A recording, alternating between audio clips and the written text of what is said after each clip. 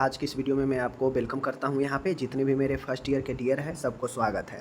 यह video FON के ऊपर है, मींस फंडामेंटल ऑफ नर्सिंग का है। और मैं बता दूं अभी के जो मैं वीडियो करा रहा हूं, चाहे वो ऑब्जेक्टिव का हो चाहे ये सब्जेक्टिव का हो, पूरे अक्टूबर भर में जितने भी वीडियो आएंगे आपके एग्ज़ाम के लिए काफ़ी ज़्यादा महत्वपूर्ण है।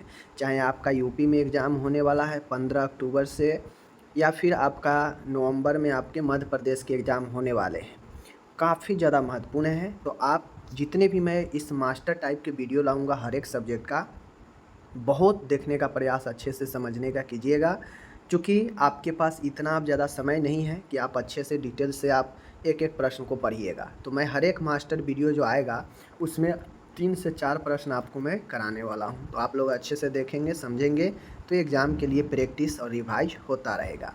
तो चलिए आज हम लोग फंडामेंटल ऑफ नर्सिंग में मास्टर वीडियो एग्ज़ाम के लिए देखते हैं। ठीक है, प्रश्न कह रहा है कि बैंडेज के प्रकार लिखें और रोलर बैंडेज के बारे में बताइए। ठीक है, तो चलिए हम लोग बैंडेज देखते हैं क्या होता है। बैंडेज के टाइप्स देखेंगे, बैंडेज के नियम देखेंगे, सब कुछ देखेंगे बैंडेज के बारे में। देखिए, बैंडेज कॉटन या अन्य मटेरियल की बनी पतली पट्टी होती है। बैंडेज जो होता है वह बेसिकली आप देखते होइएगा कॉटन का बना होता है या अन्य मटेरियल का बना हुआ एक पतली सी पट्टी होती है। ठीक है, जिसका मुख्य उपयोग शरीर के किसी भी हिस्से को सपोर्ट देना, इमोबिलाइज मतलब स्थिर करके रखने में, और घाव की ड्रेसिंग करने में उपयोग में लाया जाता है। तो बेसिकली जो बैंडेज होता है वह फ्लानेल का बना होता है, कॉटन का बना हो सकता है या अन्य मटेरियल का हो सकता है। वह एक पतला सा पट्टी होता है जिसका आप उपयोग बॉडी के अन्य हिस्सों में सपोर्ट के लिए, इमोबिलाइज मतलब स्थिर करने के लिए बॉडी पार्ट को, जैसे आपका कहीं पे फ्रैक्चर हो गया है, ठीक है, तो मोच आ गया है, स्प्रेन मतलब मोच आ गया है, तो मोच में हम बैंडेज का उपयोग करते हैं, रोलर बैंडेज का। क्यों? क्योंकि हम इसलिए करते हैं ताकि जिस बॉडी पार्ट में मोच है उसको स्थिर किया जाए, इमोबिलाइज किया जाए। क्योंकि मूवमेंट में जब तक आपका वो पार्ट रहेगा तब तक पेन होगा, स्वेलिंग बढ़ते जाएगा। तो बैंडेज हम लोग स्थिर करते हैं उस पार्ट को ताकि जो रिकवरी रेट है वो जल्दी से जल्दी हो सके। ठीक है, साथ में घाव है तो घाव को भरने के लिए, घाव को संक्रमण से बचाने के लिए ड्रेसिंग में भी हम लोग जो है इस बैंडेज का उपयोग करते हैं। तो बैंडेज यही होता है, समझ गए। अब बैंडेज हम क्यों बांधते हैं, इसके बांधने के पीछे का क्या जो है उद्देश्य होता है, तो उद्देश्य भी आपसे पूछ सकता है। ठीक है, देखिए ये जो पट्टियाँ होती है, बैंडेज होती है, मैंने पहले ही बता दिया, यह फ्लैनेल का बना हो सकता है, कोलिको का बना हो सकता है, ठीक है, मसलिन का बना हो सकता है, कॉटन का बना हो सकता है। तो ये आपका ये सब मटेरियल है, बहुत सारे मटेरियल का अलग अलग बना होता है। ठीक है, तो ये मटेरियल है, ये शरीर के घायल भाग को सहारा देने के लिए उपयोग में लाई जाती है, अभी ऊपर मैंने बता दिया। यह घाव के ड्रेसिंग पट्टी करने में भी काम में लाई जाती है। तो ये बेसिकली बैंडेज के बारे में है, बैंडेज क्या होता है, समझ गए।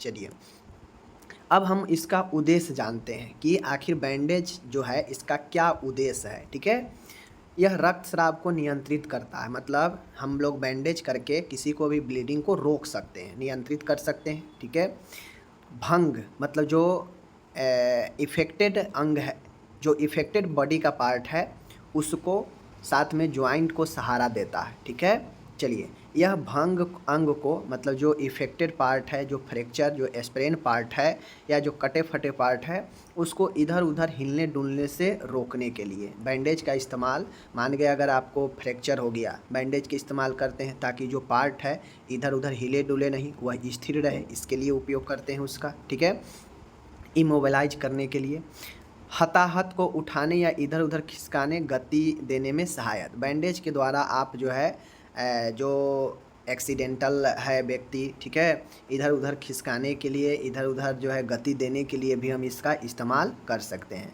तो बैंडेज का बहुत सारा इस्तेमाल है। बैंडेज का इस्तेमाल हम घावों को ड्रेसिंग करने में, ठीक है, संक्रमण से बचाने में, ब्लीडिंग रोकने में, ठीक है ना, जो भंग फ्रैक्चर पार्ट है, जो इफेक्टेड एरिया है उसको स्थिर करने में। तो सारे उपयोग या उद्देश्य जो है आप इसका लिख देंगे, ये हो गया। ठीक है, अब आता है बैंडेज के प्रकार। बैंडेज के आपके प्रकार पूछा जा सकता है। तो विभिन्न प्रकार के बैंडेज भिन्न भिन्न स्थितियों हेतु उपयोग में लाई जाती है।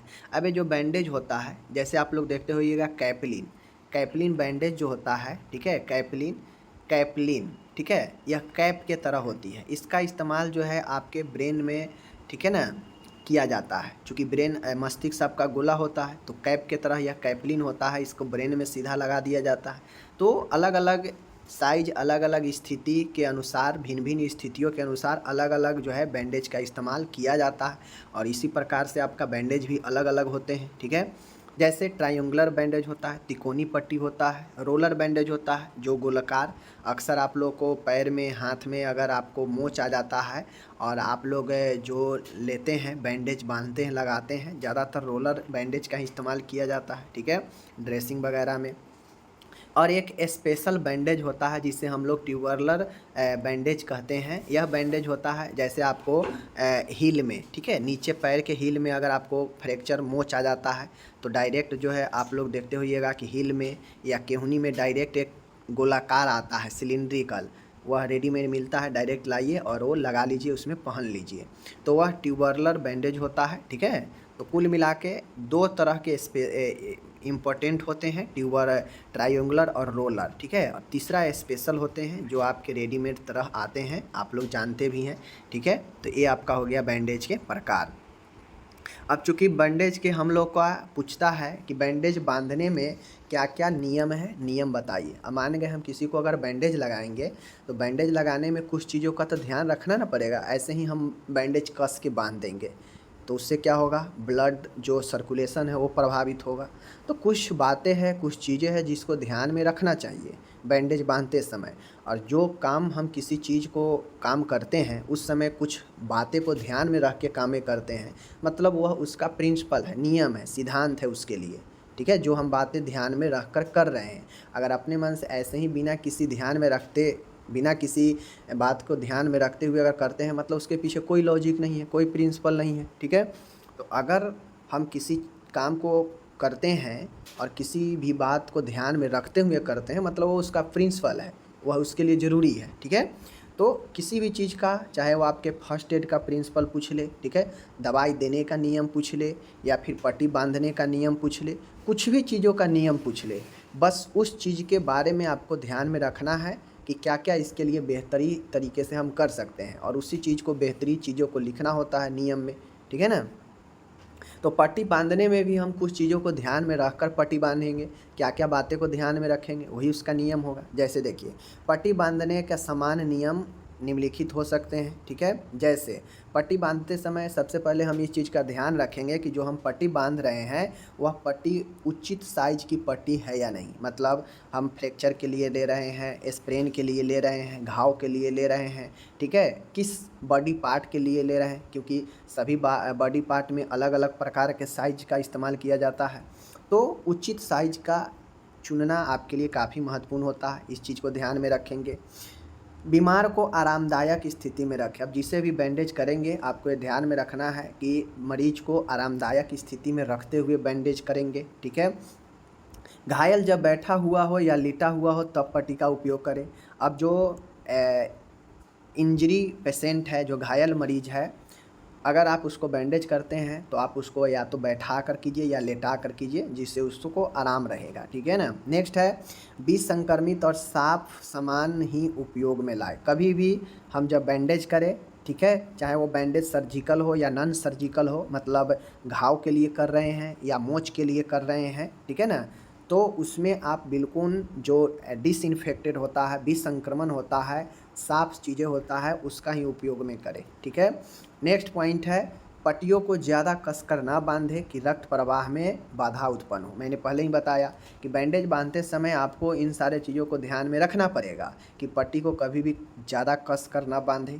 ज़्यादा कसकर बांधेंगे तो उससे आगे ब्लड सर्कुलेशन में दिक्कत आएगी, ब्लड सर्कुलेशन कम होगा या रुक सकता है, जिससे आगे इफेक्टेड पड़ेगा। तो इन सब चीज़ों को ध्यान में रखेंगे। ठीक है ना। पट्टियों को नहीं इतना ढीला बांधे कि वह घाव की जगह से खिसक जाए। अब आप चाहे मोच में पट्टी कर रहे हैं या घाव की पट्टी कर रहे हैं, आपको ये ध्यान रखना चाहिए कि न पट्टी को इतना ज़्यादा कसकर बांधे और न पट्टी को जो है इतना ज़्यादा ढीला बांधे कि आप उस जगह से खिसक जाए। मतलब नॉर्मल तरीके से बांधे कि पट्टी अपने जगह पर अच्छे से रहे, ब्लड सर्कुलेशन भी आगे होता रहे। ठीक है ना। पूरे घाव को ठीक तरह से ढक दे। ठीक है, यहाँ पे बैंक दे नहीं होगा, ढक दे होगा। ठीक है, पूरे घाव को पट्टी करते समय ध्यान रखें कि जो इफेक्टेड एरिया है उसको अच्छे से ढक दे।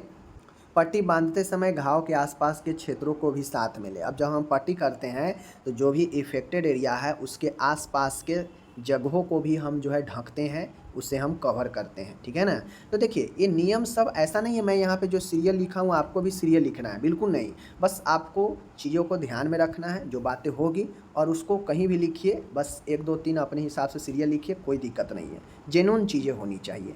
ओके, आगे है पट्टी करते समय जब बाएं साइड की पट्टी करें तो पट्टी के रोल को दाहिने हाथ में लें, ठीक है। और जब दाहिने साइड की पट्टी करें तो पट्टी को रोल के बाएं हाथ से पकड़ें।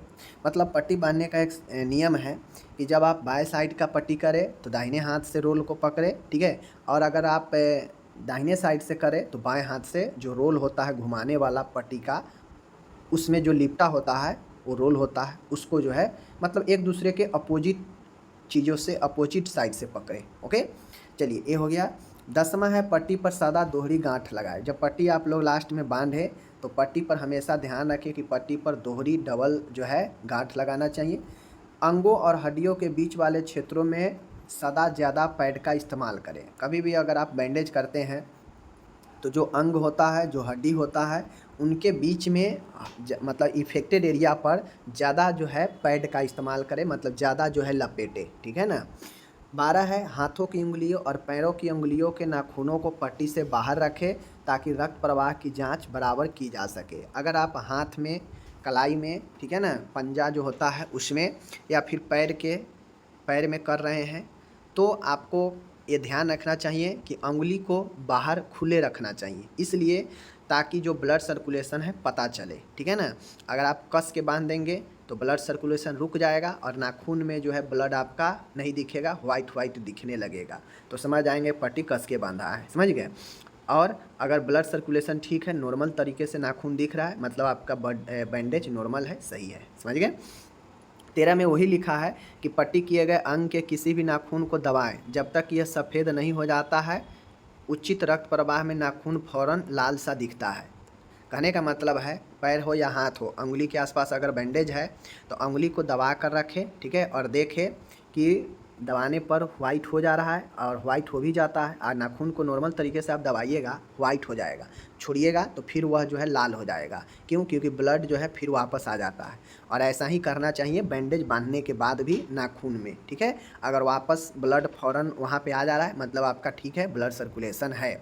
अगर नहीं आ रहा है, वाइट दबाने के बाद वाइट ही रह जा रहा है, मतलब बैंडेज कस के बांधा हुआ है, तो उसे ढीला करना चाहिए, ठीक है। तो इन सारे चीज़ों को ध्यान में रखते हुए हम बैंडेज करेंगे, और यही बैंडेज का समान नियम सिद्धांत हो गया। ओके, अब बात आती है रोलर बैंडेज के बारे में। रोलर बैंडेज के बारे आपसे पूछा जा सकता है बैंडेज क्या है, बैंडेज के नियम बताएं, बैंडेज के प्रकार बताएं। तो बैंडेज के प्रकार मैंने आपको बता दिया, ठीक है ना। बैंडेज के प्रकार में आपको रोलर बैंडेज के बारे में मैं बता रहा हूँ। देखिए, रोलर पट्टिया जो कि सिलेंड्रिकल टाइप होती है, यह आपको अलग अलग साइज़ में मिल जाएगा। 10 फीट भी हो सकता है, 15 फीट का भी हो सकता है, 20 फीट का भी हो सकता है, ठीक है, 5 फीट का भी हो सकता है। तो ये साइज डज नॉट मैटर, आप जिस साइज़ का लेंगे वो साइज़ का आपको मिल जाएगा, ठीक है। ये चौड़ाई में छोटा से लेकर बड़ा चौड़ाई को भी मिलता है, ठीक है ना। अलग अलग चौड़ाई में 1 inch, 2 inch, 4 inch, 5 inch, 6 inch, जैसा आप लीजिएगा मिल जाएगा जिस अंग के लिए। इस उद्देश्य से कि शरीर के एक छोटे अंग से लेकर पूरा शरीर आवश्यकता पड़ने पर यहाँ पे ढकना होगा, ठीक है, ढक जाए। तो रोलर बैंडेज कहीं भी फिट हो जाता है आसानी से, ठीक है। यह छोटे अंगों से लेकर चाहे तो आप पूरे बॉडी में भी इससे जो है आप आवश्यकता पड़ने पर ढक सकते हैं, ठीक है ना, इतना बड़ा होता है। ये साधारण तथा इस्तेमाल से पहले विसंक्रमित या एंटीसेप्टिक से संशक्ति हुई रहती है। मतलब कहने का मतलब है कि रोलर बैंडेज, कोई भी बैंडेज आप लेते हैं दुकान से, तो वो बैंडेज क्या होता है, विसंक्रमित होता है। एंटीसेप्टिक से जो है पहले से ही वह क्या होता है, विसंक्रमित होता है। चाहे आप साधारण ले या इस्तेमाल से पहले जो भी हम लोग लेते हैं नया ही रहता है, तो वह विसंक्रमित पहले से रहता है। ये फ्लानेल का, कैलिको का, ठीक है, और ढीला ढाला बुना हुआ कपड़ा का बनी हुई होती है ताकि धोकर दोबारा इस्तेमाल हो सके। तो रोलर बैंडेज काफ़ी यूज करने में आसान भी होता है, ठीक है ना। और यह कॉटन, फ्लैनेल, कैलिको ये सब का बना हुआ होता है। ओके, रोलर बैंडेज का जो उपयोग होता है आप दुर्घटनाग्रस्त शारीरिक हिस्से को इमोबिलाइज स्थिरीकरण करने में उपयोग कर सकते हैं। मोच में, ठीक है, टॉर्न मसल्स के खिंचाव में इसका इस्तेमाल कर सकते हैं। यह ब्लीडिंग को रक्तस्राव की स्थिति को दबाव रोकने हेतु, मतलब यह रक्तस्राव हो रहे जगहों पर रोकने हेतु, ठीक है, और घाव से निकले ड्रेनेज को एब्जॉर्ब करने हेतु, मतलब घाव से निकले जो द्रव होते हैं, पीव मवाद, उसको अपने अंदर अवशोषण करने हेतु भी इसका इस्तेमाल किया जाता है।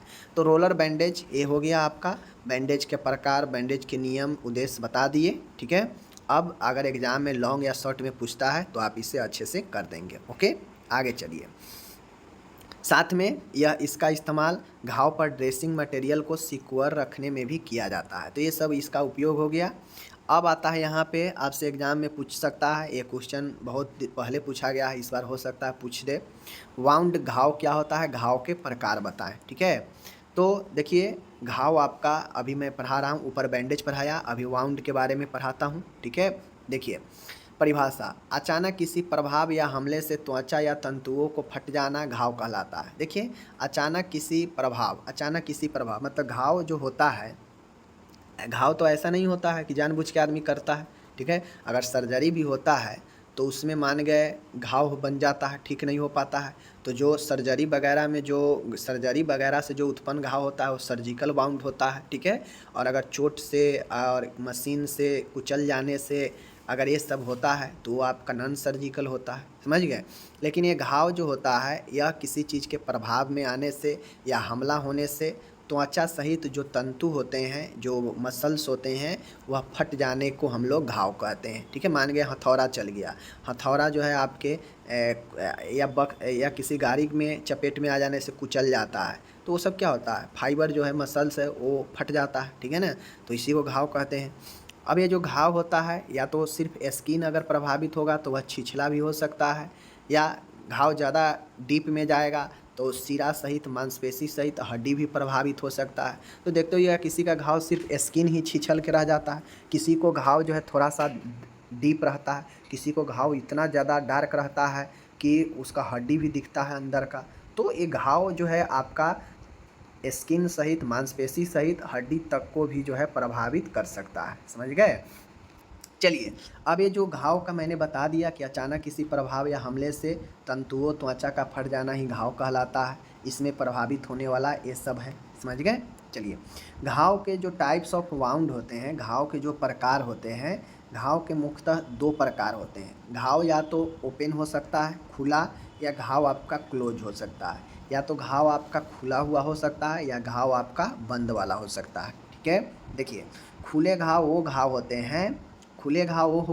हैं जिसमें शरीर से खून बहने लगते हैं, त्वचा फट जाती है, अंदर के मांस दिख सकते हैं, हड्डी दिख सकते हैं, वहाँ से खून सहित पीस, मवाद, पस ये सब निकल सकते हैं और वो घाव स्पष्ट दिखता है, तो वो खुले घाव होते हैं। बंद घाव वो घाव होते हैं जो आपको बाहर से तो नहीं दिखेगा, बट अंदर ही अंदर ब्लीडिंग वगैरह होता है, अंदर आपके मसल्स को, हड्डी को नुकसान पहुंचा सकते हैं, ठीक है।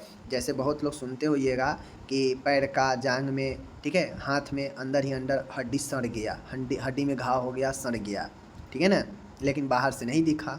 जो घाव दिख जाता है वो स्पष्ट, क्लियर, ओपन होता है, जो नहीं दिखता है वो क्लोज होता है। बंद घाव वो होते हैं जिसमें रक्त शरीर के अंदर परिसंचरण तंत्र से बाहर निकलता है। मतलब बंद घाव वो घाव होते हैं जो बह रहे नलियों से, बह रहे परिसंचरण तंत्र से बाहर निकलते हैं, ठीक है, बाहर निकलते हैं। बाहर मतलब बॉडी से, स्किन से बाहर नहीं, स्किन के अंदर ही अंदर बॉडी में रिश्ते रहते हैं, परंतु शरीर से बाहर नहीं निकलता है। एवं त्वचा में ही, त्वचा के अंदर ही फट के अंदरूनी घाव भी कहते हैं, ठीक है, नहीं निकलता है और त्वचा नहीं फटता है इसमें, और इसे जो है हम लोग अंदरूनी घाव कहते हैं। कहने का मतलब है ब्रेन हेमरेज हो जाता है, तो वह एक प्रकार का ब्रेन हेमरेज में अंदर ही अंदर जो है ब्रेन का कोई नस वगैरह फट जाता है, अंदर ही ब्लीडिंग होने लगता है, तो वह इंटरनल हेमरेज होता है। वह भी एक प्रकार का घाव है जो बाहर से तो नहीं दिखता है, बल्कि अंदर अंदर नुकसान जो है वह त्वचा का या नस का या टिश्यू का हो गया रहता है, तो वो भी एक घाव ही होता है, जो बंद घाव होता है, जो स्पष्ट दिखता नहीं है, ठीक है। अब खुले घाव के अलग अलग प्रकार हैं। ए में है ओपन बाउंड। खुले घाव होते हैं चीरे वाले घाव, इंसिजन घाव। अब ये जो चीरे वाले घाव होते हैं, ठीक है, या कोई धारदार वस्तु जैसे ब्लेड हो गया, कोई कांच हो गया, तो ब्लेड भी नुकीला धारदार पतला होता है, कांच में भी देखिएगा एकदम पतला धारदार होता है, और उससे डायरेक्ट अगर लग जाता है अचानक से तो वह चीरा वाला किनारा वाला घाव होता है। ठीक है, देखते होइएगा अचानक जो है आपको किसी कांच से या ब्लड से लग जाएगा तो वह चीरा बन जाता है, इंसिजन चीरा टाइप से लग जाएगा, तो ये चीरा वाला घाव। दूसरा है फटे हुए घाव, लेसरेटेड घाव। लेसरेटेड घाव जो होता है वह फटा हुआ होता है। अब फटे हुए घाव कहने का मतलब है कि कारखानों में मशीन से होने वाली दुर्घटना, युद्ध में, ठीक है, मारपीट में किसी प्रकार के त्वचा अनियमित रूप से एवं गहराई में फट जाती है, ठीक है, और इसमें जो लगने वाले चोटों से ये घाव बनते हैं।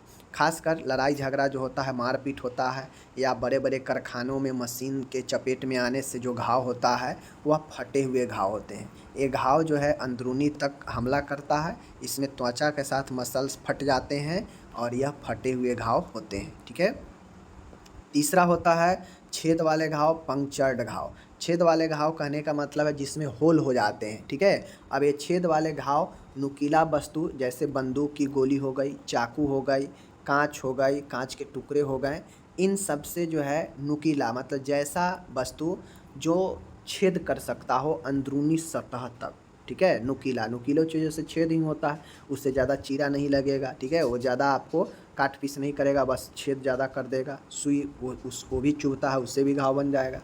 तो ये घाव काफ़ी गंभीर होते हैं क्योंकि ये घाव आपके अंदर तक इफ़ेक्ट करते हैं, काफ़ी अंदर तक यह होल कर सकते हैं। ठीक है, और ये घाव आंतरिक रक्तस्राव व संक्रमण भी हो सकते हैं क्योंकि ये छेद वाले घाव काफ़ी खतरनाक होते हैं। ठीक है, चौथा है रगड़ वाले घाव, एब्रेजन। रगड़ वाले घाव कहने का मतलब है रगड़ पड़ने से, किसी वस्तु या सतह से रगड़ के कारण होने वाले घाव। इसमें त्वचा के केवल ऊपरी परत को नुकसान पहुंचता है, ये घाव काफ़ी गंभीर नहीं होते। रगड़ वाले घाव एब्रेजन जो होता है यह भी आपको दिखेगा ऊपर से कि हाँ त्वचा छिछल गया है, ठीक है, उसमें खरोच आ गया है, तो इसमें ज़्यादा अंदरूनी तक आपको प्रभावित नहीं करता है, बस इसमें आपका त्वचा छिछला हो सकता है, छिछल जाएगा। ये होता है किसी चीज़ में घर्षण हो जाने से, हाथ पैर छिछल जाने से ये चीज़ें आपको रगड़ वाले घाव पड़ सकते हैं। कटे हुए घाव, ओपन एवल्जन। कटे हुए घाव कहने का मतलब ऐसे घाव जिसमें आंशिक या पूर्ण रूप से मांसपेशी के साथ या बिना मांसपेशी के त्वचा कटी हुई होती है। कटे हुए घाव कहने का मतलब है कट जाना डायरेक्ट, या तो त्वचा कट जाएगा तो हल्का कटेगा, अगर डार्क डीपली कटेगा तो मांस भी कटेगा। तो कटना मतलब जो कटा हुआ घाव हो वह आपका कटे हुए घाव ओपन टाइप से होता है, समझ गए। चलिए अब यहाँ पे आता है बंद घाव, क्लोज बाउंड।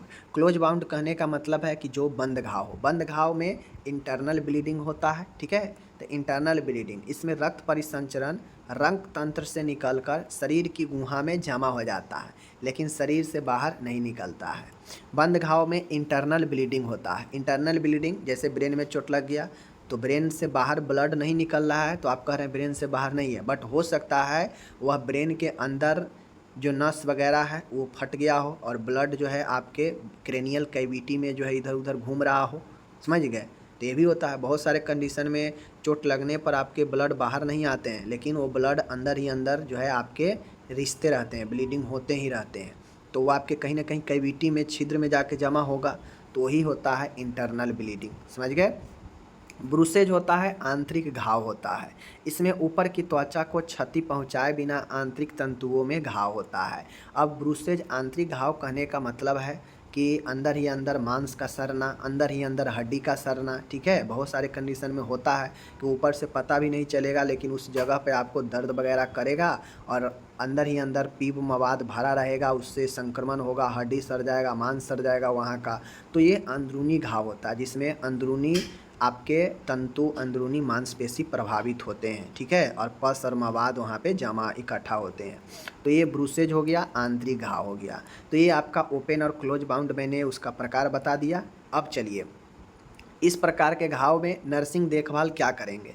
नर्सिंग देखभाल आप घाव वाले मरीजों को खुद से भी लिख सकते हैं नर्सिंग देखभाल, लेकिन मैं बता देता हूँ।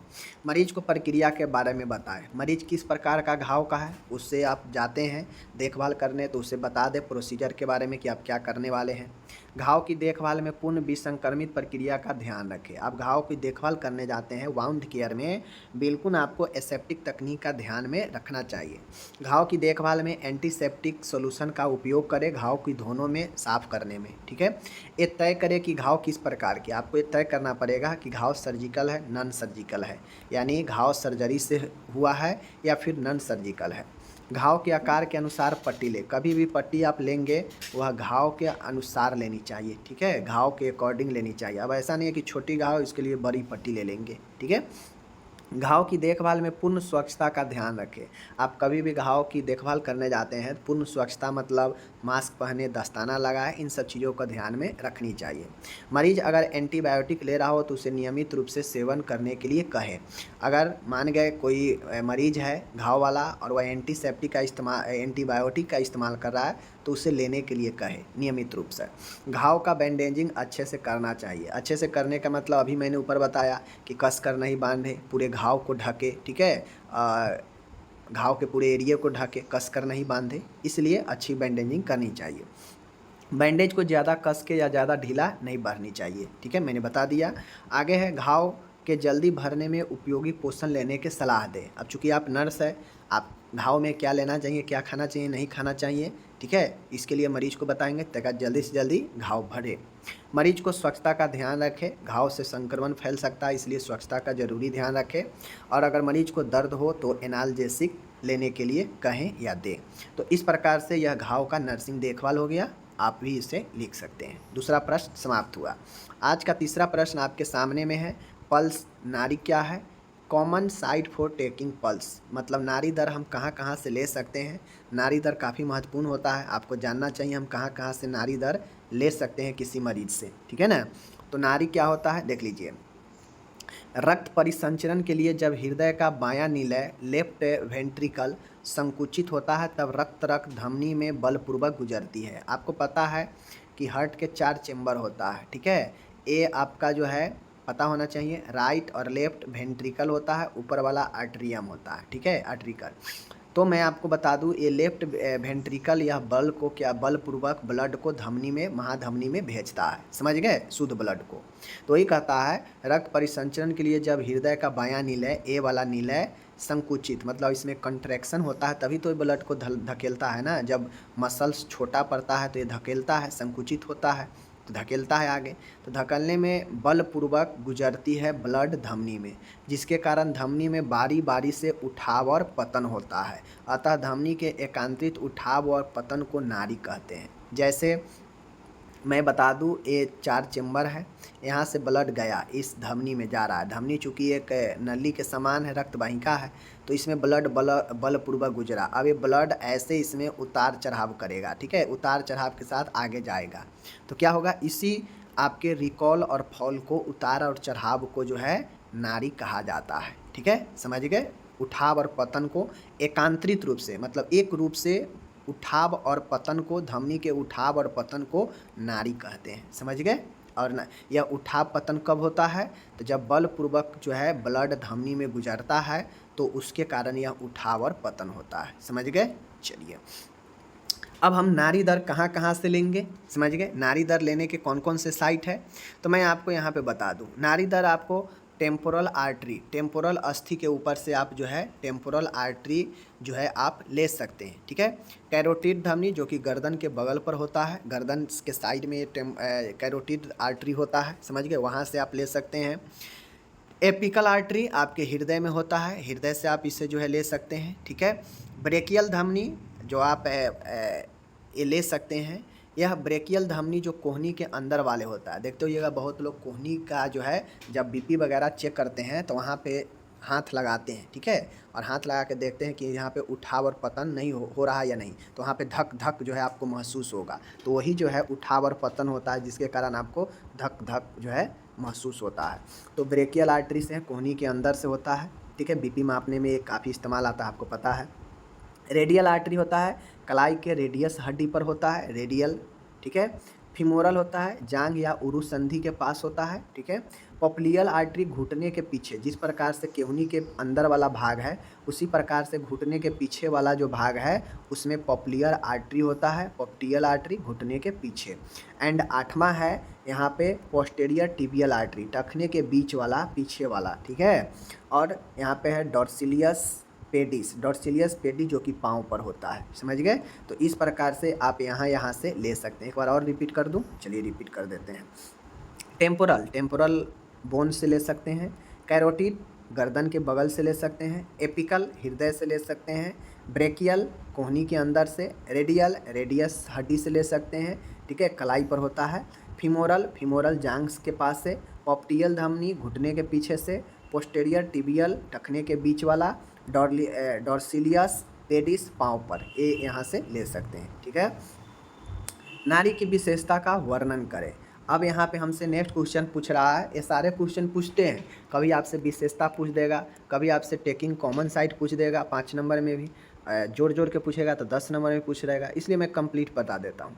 नारी का विशेषता है, मुख्यतः नारी के 4 विशेषता होते हैं। 4 विशेषता क्या है कि नारी एक दर में, एक रेट में जो है एक अपना काम करते रहता है। इसमें रिदिम होता है, ताल में होता है। कभी भी अगर रिदिम टूटेगा मतलब आपका जो है जो पल्स रेट है उसी में रिदिम खराब होने से ही उतार चढ़ाव होता है, पल ज़्यादा कम होता है, ठीक है।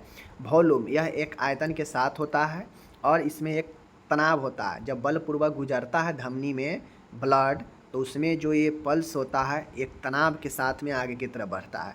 तो ये 4 है, दर, ताल, आयतन और तनाव। ये विशेषता याद रखिएगा। दर कहने का मतलब है, दर का अर्थ है 1 मिनट में नाड़ी स्पंदन कितना हो रहा है, इसकी संख्या। नाड़ी दर एक वयस्क में 60 से 100 प्रति मिनट नॉर्मल होता है। अगर ये 100 से ज़्यादा होता है तो टेकिकार्डिया कहते हैं, जो कि एक गड़बड़ स्थिति है। 60 से कम होता है तो मतलब आपका हृदय कम काम कर रहा है, नाड़ी दर मंद हो जाता है, ठीक है। तो ये दर इसका विशेषता बताता है। दूसरा ताल, ताल कहने का मतलब है कि नाड़ी के जो स्पंदन होता है उसमें नियमित होने को ही ताल कहते हैं। पल्स लेते समय बीच के अंतराल की रेगुलरिटी की ताल कहते हैं। यदि स्पंदन नियमित रूप से पूरे 1 मिनट में पल्स की गिनती करनी चाहिए, मतलब जो धक धक धक धक जो होता रहता है ना वही ताल होता है कि 1 मिनट में कितना स्पंदन हो रहा है, ठीक है। तीसरा आयतन, यह प्रत्येक स्पंदन के साथ अनुभव होने वाला रक्त का दबाव होता है कि यह कितने आयतन के साथ जो है रक्त जो है आगे की तरफ बढ़ रहा है, यही आयतन बताता है। आयतन से तात्पर्य है धमनी का रक्त से भरा हुआ होना। धमनी जितना ज़्यादा रक्त से भरा होगा उतना तनाव होगा, उतना उसमें ब्लड की वॉल्यूम आयतन ज़्यादा होगा। तो इसमें एक आयतन भी इसकी विशेषता है। चौथा है आपका यहाँ पे तनाव, कि तनाव धमनियों में पहुँचे रक्त के कारण धमनियाँ में तनाव उत्पन्न होती है। जब धमनी को तनाव के कारण दबाना कठिन हो तो उसे उच्च तनाव कहते हैं, और यदि धमनी को आसानी से दबाया जा सके तो उसे निम्न तनाव कहते हैं। तो जब बलपूर्वक, अब खुद देखिए, आप एक पाइप से पानी अगर पूरा फुल प्रेशर में अगर आप उसमें फ्लो कीजिएगा तो दबाना मुश्किल होगा पाइप को। अगर उसमें कम पानी है, उसके डेंसिटी से अगर कम पानी है उसमें, तो आसानी से दबा सकते हैं। तो ठीक उसी प्रकार से इसके लिए भी लागू होता है, समझ गए चीज़ों को। तो ये तनाव भी जो है इसका एक विशेषता है, ओके। अब आता है यहाँ पे नाड़ी दर को प्रभावित करने वाला कौन कौन से कारक है, कौन कौन से ऐसे कारक है जो आपके नाड़ी दर को प्रभावित कर सकता है। तो चलिए बताते हैं। नाड़ी दर को प्रभावित करने वाले कारक निम्नलिखित है। बहुत सारे कारक है जो आपके पल्स रेट को प्रभावित कर सकता है। जैसे एज, एज कहने का मतलब है छोटे बच्चों में नाड़ी दर अधिक होती है तथा वयस्कों में बच्चों से कम, ठीक है, और वृद्धों में वयस्कों से कम व धीमी होती है। जैसे जैसे एज आगे की तरफ बढ़ता है ना, वैसे वैसे नाड़ी दर धीमे होते जाती है। तो उम्र के हिसाब से आपके नाड़ी दर प्रभावित होता है, इसीलिए उम्र यहाँ पे कहा गया कि उम्र आपके नाड़ी दर को प्रभावित करता है। समझ गए चीज़ों को। चलिए आगे है लिंग। पुरुषों की तुलना में महिलाओं की नाड़ी दर अधिक होती है। अब नाड़ी दर की बात करेगा तो जो पुरुष के तुलना में जो महिलाओं की नाड़ी दर है वो अधिक होती है, ठीक है। इस चीज़ को ध्यान, इसीलिए कहता है मेल फीमेल, मेल फीमेल। अब देखिए यहाँ पे आपका जो लिंग है ये भी प्रभावित कर रहा है कि पुरुषों में कम होता है महिलाओं की तुलना में, समझ गए ना। कद काठी, फिजिक, कद काठी कहने का मतलब है ऊंचे और भारी व्यक्तियों की तुलना में छोटे व हल्के व्यक्तियों की नाड़ी दर अधिक होती है। तो कहने का मतलब है कि जो फिजिक है, कद काठी, कहीं ना कहीं जो ऊंचे या भारी व्यक्ति की तुलना में जो छोटे व्यक्ति की नाड़ी दर होता है वो हल्के होता है, ठीक है। ऊंचे या भारी व्यक्तियों की तुलना में जो छोटे व्यक्ति होते हैं, जो हल्के व्यक्ति होते हैं, उनके नाड़ी दर अधिक होते हैं। समझ गए? चलिए, चौथा है एक्सरसाइज। व्यायाम करने के बाद बढ़ी हुई पेशीय सक्रियता नाड़ी दर में वृद्धि कर देती है। तो कहीं ना कहीं एक्सरसाइज भी आपका जो है नाड़ी दर को प्रभावित कर रहा है। ठीक है, तो इस चीज़ को जो है आपको समझना चाहिए। पोजीशन, बैठे रहने या सोए रहने की तुलना में खड़ी हुई अवस्था की नाड़ी दर अधिक होती है। अब पोजीशन किस प्रकार से प्रभावित कर रहा है? तो मान के कोई व्यक्ति बैठा है या सोया है तो उसका नाड़ी दर कम रहेगा, किसके तुलना में? जो व्यक्ति खड़े है उसके तुलना में। ठीक है, तो कहीं ना कहीं प्रभावित कर रहा है। आगे है भोजन। भोजन करने के बाद नाड़ी दर में वृद्धि हो जाती है। ठीक है, इसीलिए देखते होइएगा भोजन करने के बाद जो है बहुत लोगों को दम फूलने लगता है, बहुत लोग जो है हाँफने लगते हैं, वो नाड़ी दर में वृद्धि हो जाता है भोजन करने के बाद। सातवां है इमोशन। मानसिक एवं भावनात्मक व्यवधानों में भी नाड़ी दर बढ़ जाते हैं। अगर इमोशनल रूप से आप परेशान हैं, भाव आपका शरीर का गिरा हुआ है, तो वहाँ भी नाड़ी दर बढ़ जाते हैं। ठीक है, पीड़ा, पेन। पीड़ा में भी नाड़ी दर बढ़ी हुई होती है। बहुत ज़्यादा पेन है, दर्द है किसी चीज़ को लेकर, तो उसमें नाड़ी दर बढ़ी हुई होती है। नौवां है कोल्ड एप्लीकेशन। शीतल प्रयोग में नाड़ी दर घट जाती है, क्योंकि इसमें कंस्ट्रक्शन जो है शिथिल पड़ जाता है। ठीक है ना, और जो सारे नाड़ी दर है वो मंद हो जाते हैं इसमें शीतल प्रयोग में। ठीक है, 10वां है रोग अवस्था। रोग के सिचुएशन में, हॉट एप्लीकेशन में कुछ दवाइयाँ के लेने से नाड़ी दर बढ़ जाती है। तो कहीं ना कहीं आपका बीमारी हो, हॉट एप्लीकेशन हो, ठीक है, और कुछ दवाइयाँ हैं जो लेने से नाड़ी दर आपके बढ़ जाते हैं। तो कहीं ना कहीं ये सारे चीज़ भी प्रभावित करते हैं। तो मैंने आपको आज 3 महत्वपूर्ण क्वेश्चन पढ़ा दिया। ठीक है, आगे इसी प्रकार से मास्टर वीडियो आएगा, 3 क्वेश्चन का, 4 क्वेश्चन का। मैं कोशिश करता हूँ ज़्यादा से ज़्यादा लॉन्ग क्वेश्चन को अपने में लेने का। और ये अक्टूबर भर जितना भी आएगा सभी सब्जेक्ट का पढ़ाई अच्छे से कीजिए, प्रैक्टिस कीजिए। वीडियो को एक बार नहीं तो 2 बार ज़रूर देखिए, और जिससे आपको बेनिफिट मिले। प्लस लिखने का प्रयास कीजिए। जो मैं पढ़ाता हूँ वीडियो को 1 बार देखिए, 2 बार देखिए, और उसके बाद खुद से आधा घंटा में तो सब लिख लीजिएगा। तो लिखने का प्रयास कीजिए।